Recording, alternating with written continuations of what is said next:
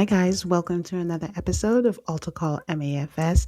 Today's episode is just like off the cuff.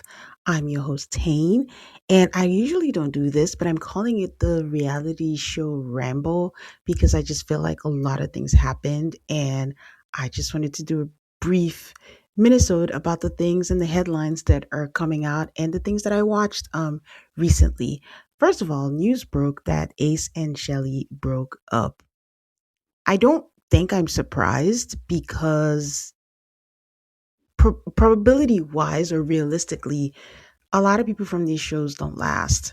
Like the most that we've had was season 6 where we still have Serena and Cordell are still together and Leah and Miguel, but usually in the shows, even from the UK and stuff, and not that people don't stay together, but usually they break up. But for this, I don't know if it's too soon, and it's just in the finalists. I do believe the last people standing are Nicolandra, and I don't know, it's such a shame, but it's also not surprising because listen, Ace and Shelley were my winner picks, but it has come with a lot of negativity. You know what? The whole season has come with a lot of negativity. Like I just this season is never going to end. And, if you've seen the cast of Beyond the Villa, we're going to have a lot more of this going on.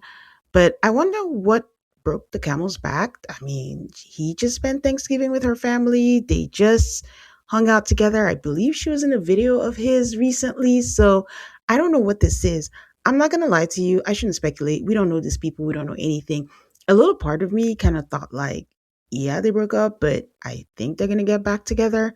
But I don't know. I don't know with these people. But at the same time, Ace was 22, and she's way older. So I don't know if that was realistic at all from jump. But people are having a field day about this. I haven't really seen a lot of the headlines, but I just know some way or another Nicolandra is going to be brought into it because, listen, I don't think anyone can do anything without bringing Nicolandra into it because they have had such high profile, so for good or for bad, and the standum that comes with shows now, this is not going to go away. But I mean, I hope they find their happiness. Breakups are never easy, but I want to know, what do you guys think about this?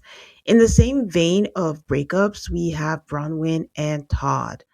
This is not a surprise. This has been a long time coming. Everyone has had speculations from beginning, either like she came on the show to break up with him, or if she was not even thinking about it, she should break up with him. And the conversation she's been having this season has been weird. Like, that conversation with Whitney and him being on his phone looking at girls. It just seemed like she was like, oh, if you want to open it up, like it's a conversation I'm willing to have. And Todd is looking at her like, what? No, I don't want to do that. And he doesn't even like being on the show, so he wouldn't want to have a conversation like that. So he feels like, she's looking for a way out. Or even her mom was saying, um, like Todd was gonna kick her out first, or just comments like that. So I don't know. This is not a surprise. This is good. You shouldn't be married to someone that feels like your father. And I don't even mean their age gap. I just mean the way that he talks to her, the way that she seeks his approval, and just the way she kind of shrinks, when she's beside him. In the beginning, I'm not even gonna lie. I was like, oh, there's a love there. And I think he cares about her. And I think they do care about her, about each other. But I think they've outgrown each other. And being a housewife always changes dynamics, Um, you get your own independence, you know what it feels like. You don't need to depend on them anymore. And, or it brings things that you've put in on the surface, it brings them up to light and you have to face them. And I think that's where they are here.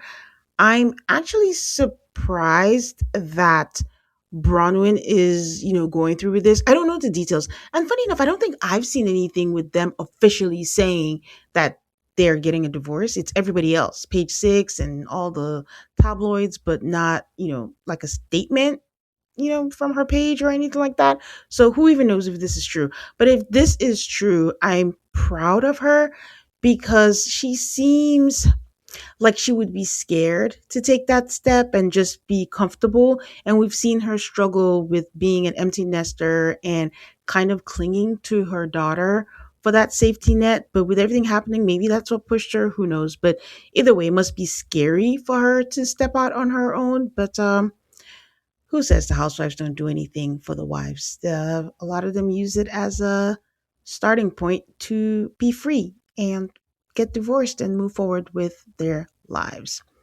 Okay, Survivor. My Survivor watchers, you guys, is anyone as mad as I am with last week's episode? I was so ready to declare last week's episode as, the most exciting episode of the season because this season has been frustrating, for lack of a better word. And then I reminded myself, like, things never go the way that I want it to go. So don't get your hopes up. Just to give more clarity, I am not on the side of Rizzo, Savannah, and Soph. I am on the other side. I am rooting for them. But it is frustrating because they're not playing well. It is easy for me to say it from the comfort of my house with rice in my home and food in my home while they are starving and they're doing the best that they can without food in their bellies. But this is frustrating. It is frustrating to see two people actually play and the rest just roll out the red carpet for them.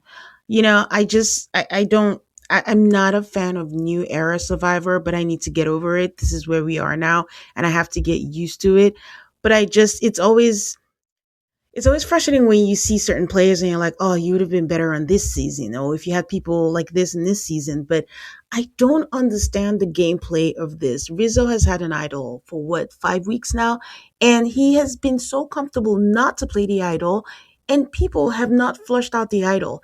Every single week, we are finding people who are more quote unquote threats. Who is more of a threat than Rizzo and Savannah together? I don't get it. The minute you have an opportunity, you take it. And everyone's so sloppy and flip flopping. And I get it. They couldn't trust Yellow Sophie last week. But if you have an opportunity, take care of Yellow Sophie the week after. But you have an opportunity to get Savannah out, do it. I even gave Sage a pass because I'm like, vengeance for Juwan. I get it, but you can never ever be emotional when it comes to these games because your emotions, just like in real life, would never lead you to the right decision. So I just watching Rizzo make bold moves and being so bold and watching everyone be, safe, like, oh, I may go out, I may not. And it's just working in their favor. Again, it's not helping that we know that Rizzo and Savannah are who make it to 50. So it affects the way, at least for me, how I watch it because I'm like, oh, okay, this is going to go in their favor. This is going to go well. But why did Soph not take Rizzo's idol? Why? You were looking for a big move.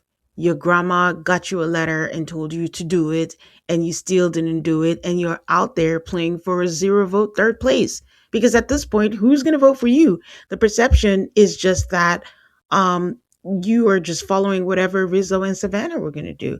But again, there's this thing where it's different what we viewers see and how the players actually see it. Because I think it was Austin, I want to say, maybe not Austin, I forget his name, Xavier, a few seasons ago, where no one was threatened by him, but we were like, oh, were people not wondering if he was going to be a threat for the final? And I listened to Steven on the Know It Alls podcast. He was the exit interview this week because he was voted out. And it was a good blindside, though. I will say that. Like, I love a good blindside when no one expected it. But this time, they didn't even clue us in. Everybody, everybody was a unanimous vote to vote him out. But that's crazy. But I'll get back to that. But he mentioned that he did not know what was going to happen and that he was going to get voted out. So, I mean, that's why it was a good blindside. He had an inkling with Christina, but, at the end of the day, his allies turned on him. And it was so sad. I was going to say something, but I lost my train of thought. So I do remember what I was going to say about what he said in the interview. But it's just frustrating to watch. I'm right now, I think I'm just rooting for Sage, but I don't know if Sage is going to be able to last and make it to the final three. But everything just seems we've had the same idol, so because of that, the idol hasn't been flushed out. They haven't been able to get idols out. So I don't know. I don't know. It just kind of puts the game like in a hold because nothing can really happen besides that. And then Savannah's just gonna keep winning every time. Oh, I remember what I was gonna say. Steven said that he felt like Rizzo was not a threat and he could go to the finals with Rizzo and beat him. But he doesn't know if it's his delusion or not. But again, I think that's where it goes like our perception versus their perception when they are playing out there. But I don't know. Sophie could have made a big move and that would have sold really well with the jury. Just anyone taking down Rizzo or Savannah. And the more this happens, the more bold they're going to get. And I know also, I think Stephen Fishback on the podcast also was trying to make a case for Sophie having to take one of the three out that were threats, which were Stephen, Rizzo and Savannah won the immunity. Rizzo had the idol that she thought she was going to play, so Steven was the next best thing. I don't think I agree with that. I still think it was like a dumb move because they have power because they have Soph. So take Soph away from them. Like get Soph out. Like you're thinking Steven's a threat because the original argument with Christina was like Steven is the only person who could maybe compete against Savannah and make sure that she's not safe. It's a good argument. I just, keep him in there. Like now, again, like I said, you were just laying out the red carpet to hand out $1 million to them because who's going to compete against against Savannah? Like Sage almost did, but then Sage didn't hold out. Like Savannah could have gone on for an hour. Like she was stealth. Like that was her right there. So I don't know. I just think weakening their numbers. Like yes, Sophie's saying, "Oh, I want to turn," but she has proven that she wasn't going to turn. Put some tacos in her belly. Oh, what did they have? I forget. I forget what meal they had. Maybe it was tacos. And you know, she decided not to flip anymore, and that's where they are. So even for Sophie, I don't. I wonder what she's gonna think because he wasn't sure where the votes were gonna go. No, he did. They all knew that it was unanimous, but he did not know that it was a block of vote. But he still did not use his idol to save her. So she better know she's expendable too. But I just don't understand. I know the goal is to get to the final, but why would you get to the final without building your resume? You know that that's going to be important. But I am ready for the finale next week. I'm ready for this to end. And I need to tell myself to lower my expectations for 50, but I know I'm not going to. And then I'm going to be disappointed. But it's just been, oh my God, it was crazy. It was so frustrating. I think I screamed out loud when I watched it. But yeah, those are my frustrations for Survivor. I will move on to Amazing Race. Amazing Race had its finale also, and I was actually so excited for this season. Like, it was Big Brother, sure I watch, oh, I would know the people, but I don't know where y'all stand, but it didn't hit for me the way that I thought that it would. Like, I watched it because I watch Amazing Race all the time and it was Big Brother, but I don't know. I don't know what it was.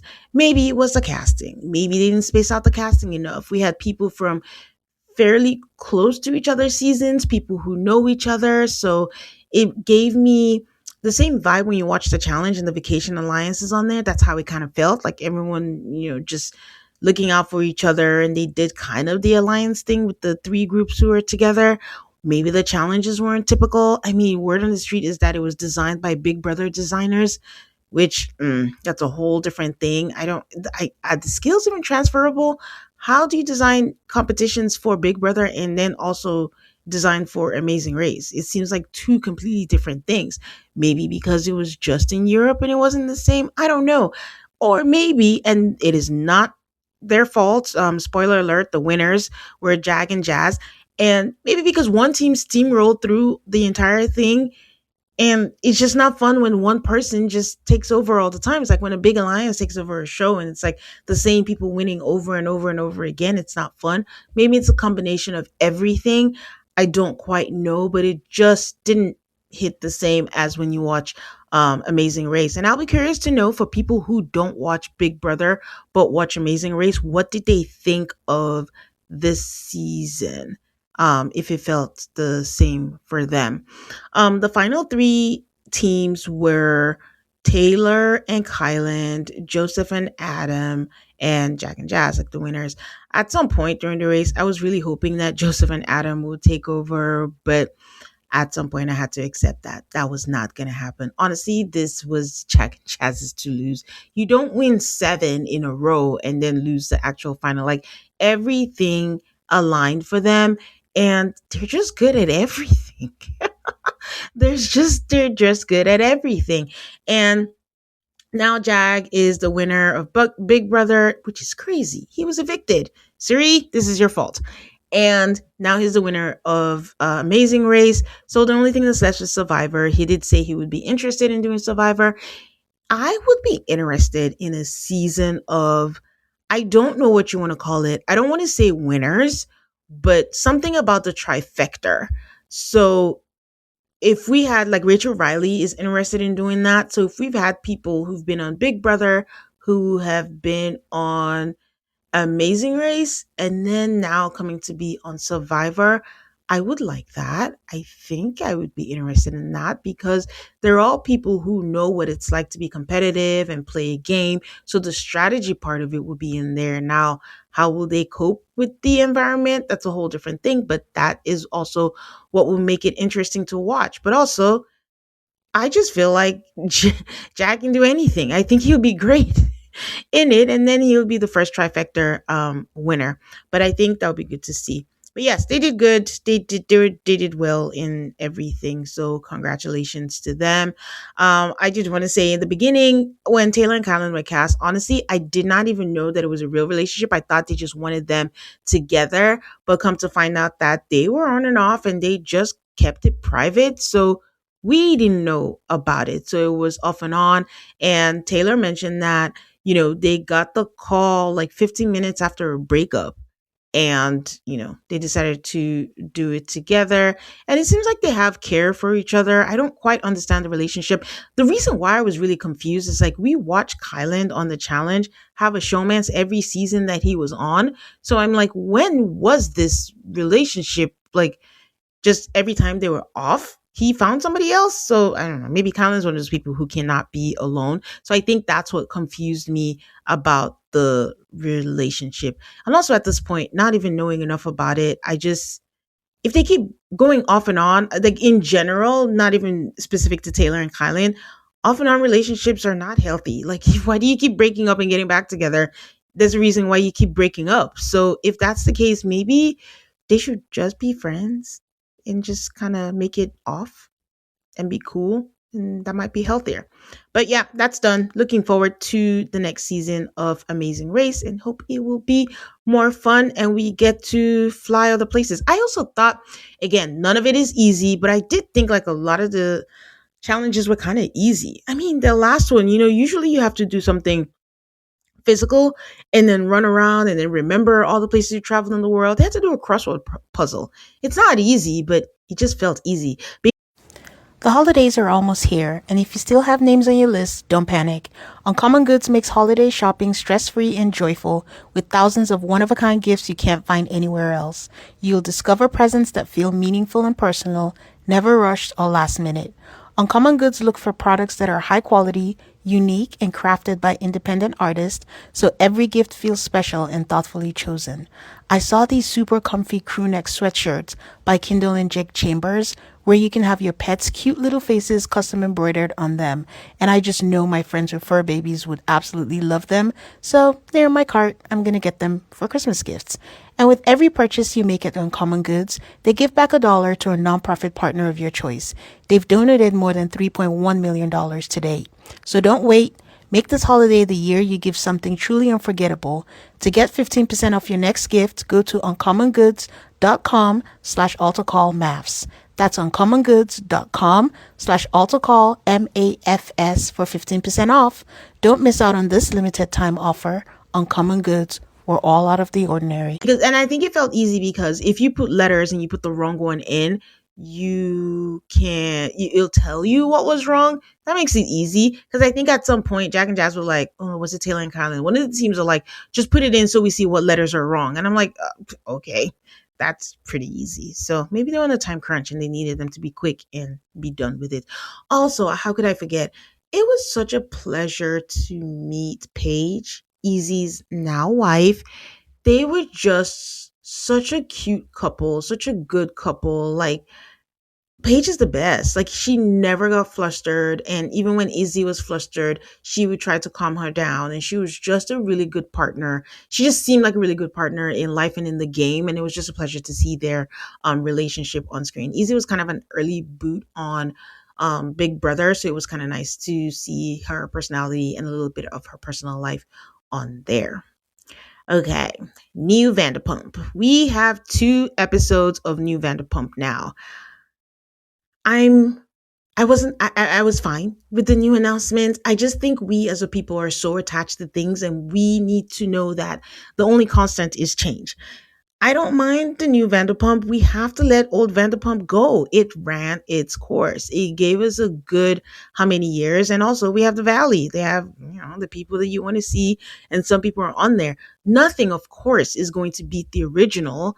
And because you can't have lightning in a bottle twice, but we got to give things a chance. Maybe they should have just been a different show, but it's okay.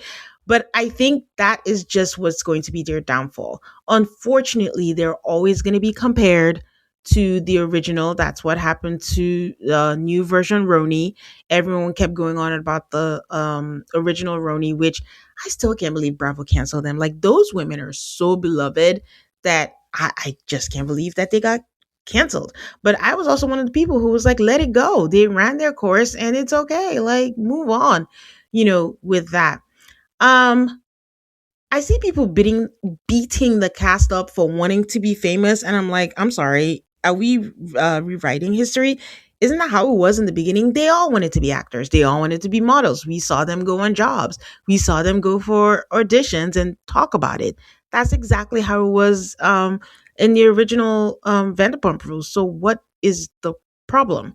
People are also bothered by the fact that LVP is on there and she's quote unquote pretending to care for them and wanting to be there. Yes, the lady is problematic. Like, she's been one of my faves, but lately it's been hard. It's been really hard because I have to accept that she is problematic, but I'm not bothered by her role. That's just what it was. It's her restaurant. She's using the restaurant, she's using the show as promo to keep her doors open. She's going to put herself in there. She started the show. I don't care that she's pretending to be their, bonus mom and she's so caring and she's doing all of that. I don't see a problem with it, but I don't know. A lot of the world seems to have a problem with it. It's the shtick of the show, so I just roll with it. So from the first 2 episodes, I do think that the standout is Marcus. To me, he's so toxic and he has so much going on for him. And that being said, it's funny that he's the one that's in a relationship and I don't know what his girlfriend Kim is doing. But again, just the same prototypes that we saw in the original Vanderpump. Like, none of them should have been together. But I always have to remind myself, these kids are young. They're like in their 20s. This is what you do when you're young. You're just, young, dumb, and full of, what. So, yeah, I enjoy them. It's just so crazy that you had a chance to do this all over again, and still the diversity is lacking. Yes, there is some diversity, but there's no black people. It's funny that there's this one guy they keep showing behind the bar, this bald dude, and every time I see him, he's just there with no lines. He wasn't even at the team meeting. Well, the team meeting had some black people, but they're not really like part of the show. So it's just funny to me to see something that was criticized and something that's been talked about, and it's like, okay, how many years later? And it's like, yeah, we don't care. It's gonna still be the same thing. Um, Natalie, I don't know. Natalie, I feel like feels like a try hard to me. She's like a combination of Grace Lilly from Southern Hospitality and Lala. Speaking of which, Lala and her had like this TikTok, or she was on Lala's show, I believe. So, they both sing, sing, you know what I mean? So they were having like a little skit on there. But I don't know, it's good to see them being embraced, I guess, by the old crowd. But I'm gonna watch. It doesn't have the same zhuzh as the original did, which is to be expected. But poor kids, they're just gonna be compared. They can never live up to it. So I don't know. We'll see how this lasts. I should have looked up the ratings just to see how it doing and how it compares to also Southern Hospitality. Which I think that's the thing. Also, is Southern Hospitality is kind of the new Vanderpump and they're doing well. So I don't know if we have space for two of them in the rotation. But yeah, I will check back and look at the numbers because if their numbers are not so great and they get to stay, I'm ready to fight because why did we take off Candy's show? Which that was fun and that was interesting, and they gave that one season. So we'll see. Because Southern Hospitality doesn't even have like really high ratings, but it got to survive. They could have at least given Candy's show a second season, but you know how it goes in America. Okay, so the final show I'm going to talk about is Beverly Hills. I know, but I still tuned in. And, these ladies are being giving Selling Sunset intros. So, okay. All right. Okay, I had low hopes when Rachel Zoe was announced as a new cast member. I'm like, stop. I don't like when they bring really, high profile people because they have images that they need to protect. So then they come in there and then they're not being their authentic self. And I was like, she's going to be a flop, but I'm not going to lie to you. I've enjoyed her the first two episodes. Like, she really has a lot of animosity for her ex husband. And she is not afraid to let us know, and she has been on reality TV before, so she's a pro at this. It's not new to her, but I'm enjoying her. She seems to be authentic, I think is what I'm going for. So I'm enjoying that about her. What I do not enjoy in the opposite end is this woman acting glib about Garcelle. Um if they want to talk about her, fine. I'm trying to remember like if there's been another cast member where they've talked this much about them, or it's been like a lot of just acting like you've never met this person. But just the way they talked about her. But okay, maybe it was because she was friends with Sutton and then is not talking to Sutton anymore. But suggesting that maybe Garcelle just saw her as an ally, I think that was gross. I think that was undermining the relationship that they had. And just in general, I think Kyle on What Happens Live and just saying, like, oh, I have no idea. We reached out. We wanted to know. But I don't know how you can forget how she was treated the entire time, how her book was thrown in the trash, how Erica was with her son, how you guys just constantly kept telling her being friends with son is holding you back, and just when people are being nice nasty to you, and maybe she's not everyone's cup of tea. You don't have to like her, but she didn't deserve the treatment that she got. So at least acknowledging that will go a long way, but really acting like you have no idea what it was about and what was going on. I just thought that was really really annoying. And then Erica, who has no storyline or nothing to offer and is just getting her paycheck, seemed to be doubling down on being mean, and it was not cute. I mean, I thought she was just rude about the whole Garcelle thing, and just like, oh, she's not talking to me. Oh gosh, I know she's not me. And then body shaming Sutton, and it's like, you don't have to do that, okay? But the thing is, the thing that they were mad at Garcelle about, which is like Garcelle asking the questions. And at the time, I also said, like, Garcelle, just drop it. She don't want to talk about it. Just let it be. I'm regarding to Kyle. But it seems like Bose seems to be the facilitator now. She's asking all the questions that they used to be mad at Garcelle asking. And they all seem fine with it.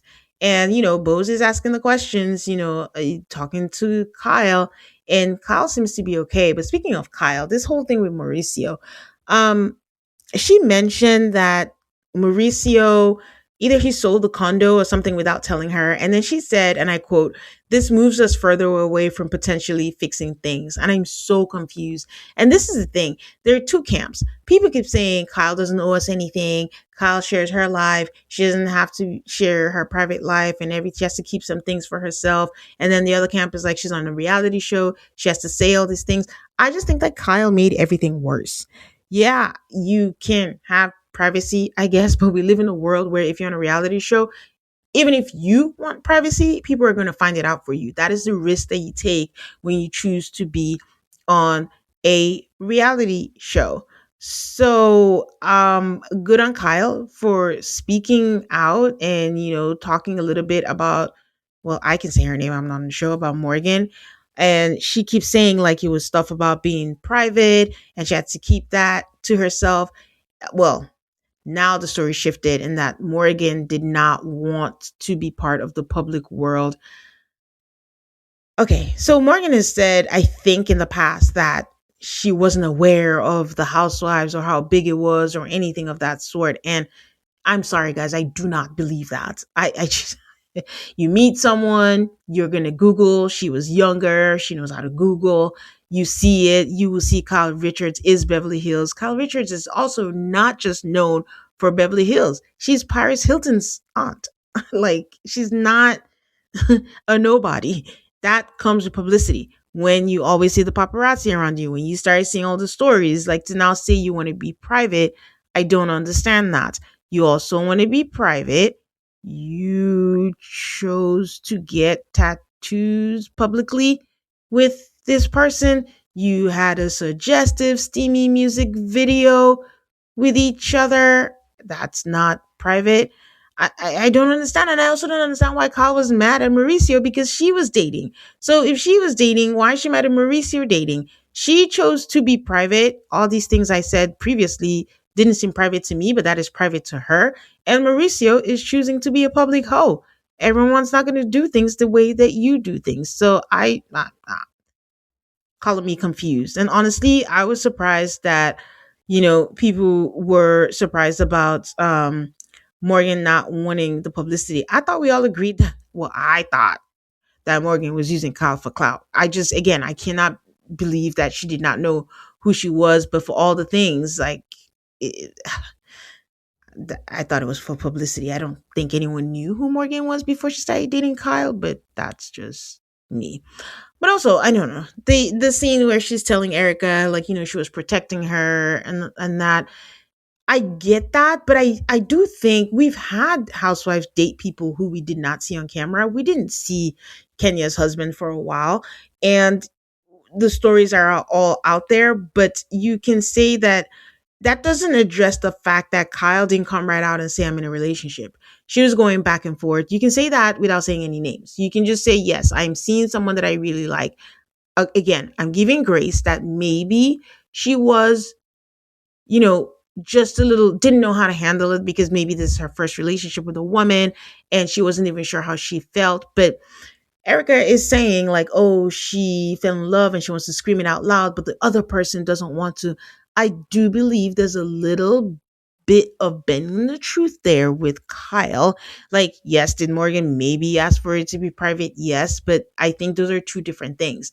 Coming right out and, the way she was in out with Mauricio, oh, I don't know if we'll be together, but you're mad at him, but you're in a full blown relationship when you're seeing someone, is not the same as protecting them and not bringing them into your world. She doesn't have to film with you. You don't have to say her name, but you can't say, I am seeing someone. And that's it. I really think that would have cleared it. She don't want to talk about it. Yes, she is still going to get flack because it's 2025 and people will always find something. But at least you're not denying the fact that you were someone and you're not dancing around the truth. But that being said, the glasses that she was wearing were so cute though. And also, Erica is just phoning it in. Like, Erica is just there to get her